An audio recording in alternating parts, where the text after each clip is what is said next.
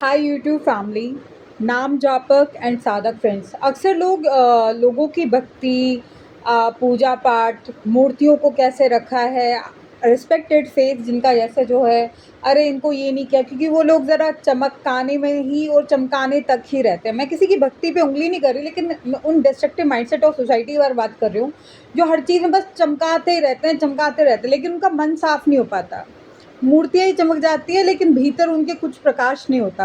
अब ये लोग बड़ा सूच और कैसे रखा, क्या रखा। भाई मेटल है, किसी तरह से ऑब्वियसली ऑक्सीडाइजेशन बहुत सारी चीज़ें होंगी, लेकिन अभी सेंस वाली बात करती हूँ। सूच की इतनी बात करते हो, अगर लाश पड़ी हो तो कई सारे संस्कार दिखा देते हैं, ये नहीं करना, वो नहीं करना, ब्ला ब्ला ब्ला ब्ला ब्ला। लेकिन वहीं शमशान में जाकर कैसे तपस्वी बन जाते हैं। मणिकर्णिका में देखिए कैसे तपस्या हो रही है, कैसे जाप ध्यान में लगे हुए लोग भर भर के जाते हैं। शमशान से ज़्यादा पवित्रता कहाँ मिलेगी, जबकि वहाँ पे क्या बॉडी जल रही होती है ना, अस्थियाँ होती है ना दोस्तों। तो लोगों को ज्ञान नहीं है, अज्ञानतावश वो बहुत सारी बकवासें करेंगे। Destructive mindset of society. इन्होंने ना शास्त्रों का कुछ पता है ना किसी चीज़ का कुछ पता है, बस ये बकवास कर सकते हैं क्योंकि किसी की ईगो को बूस्ट करना है, किसी की नाक को चौड़ा करना है। इन्हें पता ही नहीं है कि आपके भक्ति का, आपके प्रभु प्राप्ति का मूर्त से या कहीं जाकर बैठ जाओ, उससे कोई लेना देना नहीं है।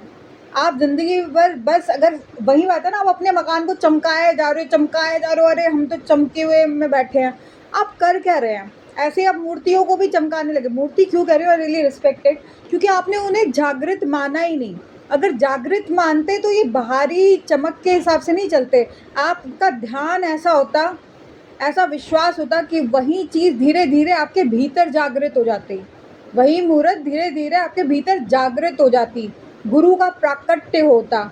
आपको किसी किताब को, किसी बाजार से किसी किताब को खरीदने की ज़रूरत नहीं होती। सहस्र सहस्र लोगों का ज्ञान आपके भीतर खुद ब खुद प्रकाशित होता। एनीवे दोस्तों, ऐसे बेवकूफ़ लोग जब टकराते हैं और बड़ा आपको चढ़ाते हैं, ऐसे ऊंचे वैसे ऊंचे, ये लोग अपने घरों में सिवाय ना घर मकान चमकाने के कुछ नहीं कर सकते। इसलिए कहती हूँ ये दुकानदार है। नेगेटिव सोच है, दुकानदार वाली सोच है, और दुकान का ही सामान होता है जो इंसान स्वरूपी कहीं जब किसी भी बेचारे मासूम व्यक्ति के पल्ले पड़ता है तो वो फंस जाता है, क्योंकि वो जो सामान होता है उसकी सोच दुकान वाली होती है, और फिर वो एक दुकान से ना जाने 100 दुकानें तय कर देता है। यही चीज़ है कि ऐसे खोखले लोग समाज नामक पवित्रता को भी खोखला करते हैं। क्यों? रामायण के वक्त भी समाज था, महाभारत के वक्त भी समाज था। ऐसा कोई युग नहीं था जब ऐसा डिस्ट्रक्टिव माइंडसेट ऑफ सोसाइटी मौजूद नहीं थी। एनीवे दोस्तों, so do like, share and subscribe my YouTube channel. Radhe Radhe बोले, एकदम हरी बोल। गलत सोच को एनकरेज मत कीजिए, जूते की नोक पे रखिए।